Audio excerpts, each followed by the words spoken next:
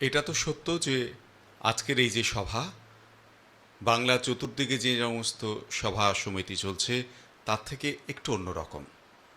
তারাও ভাষার জন্যে শ্রদ্ধা জানাচ্ছে, আমরাও ভাষার জন্য শ্রদ্ধা জানাচ্ছি।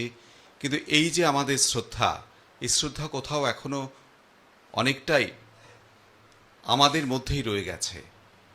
আজকের এই সভা মঞ্চ থেকে বেরিয়ে আমাদের বিশ্বাস, আমরা যারা অন্তত এই সভায় অংশগ্রহণ করলাম, আমরা সবাই রাজেশ, তাপস, দাড়িভিটের সেই যে ভাষার জন্য আওয়াজ, তা ছড়িয়ে দেব বাংলার প্রতিটি কোণায় কোণায়।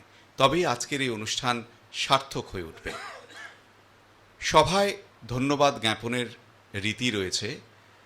কখনো রবীন্দ্রনাথকে নাকি তাঁর এক ইংরাজ বন্ধু বলেছিলেন, তোমরা এখনো সেইভাবে পূর্ণ ভদ্র হয়ে ওঠেনি, কারণ তোমরা ইংরেজদের মতন কথায় কথায় ধন্যবাদ দিতে পারো না।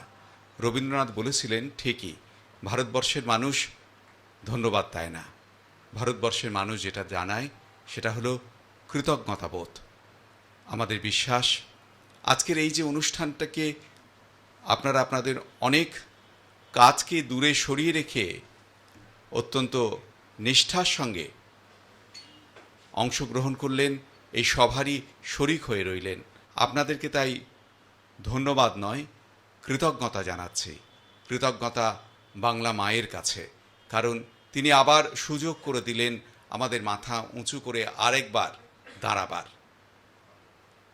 রাজেশ, তাপস পরিবারের পক্ষ থেকে তারা এখানে এসেছেন, তাদেরকে সমগ্র বাংলা ভাষাভাষীদের হয়ে আমরা প্রণাম জানাচ্ছি।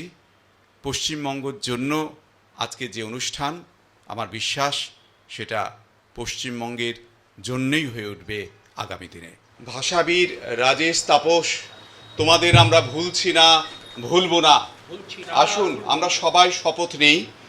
ভাষাবীর রাজেশ, তাপস, তোমাদের আমরা ভুলছি না, ভুলবো না। ভাষাবীর রাজেশ, তাপস, তোমাদের আমরা ভুলছি না, ভুলবো না।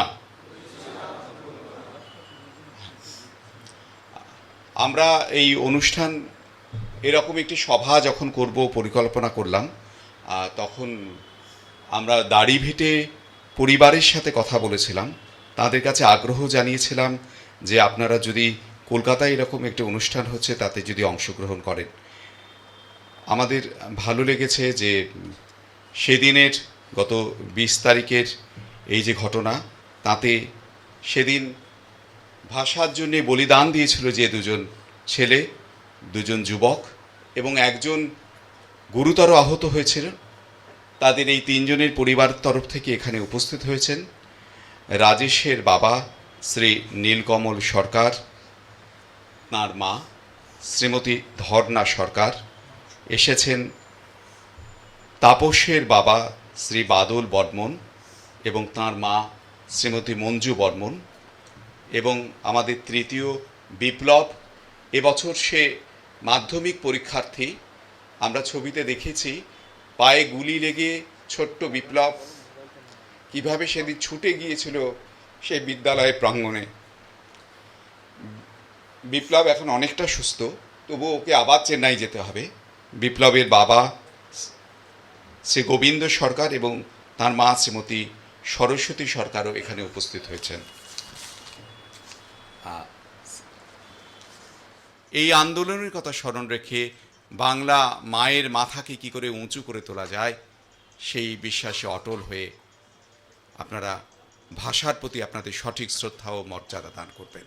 নমস্কার।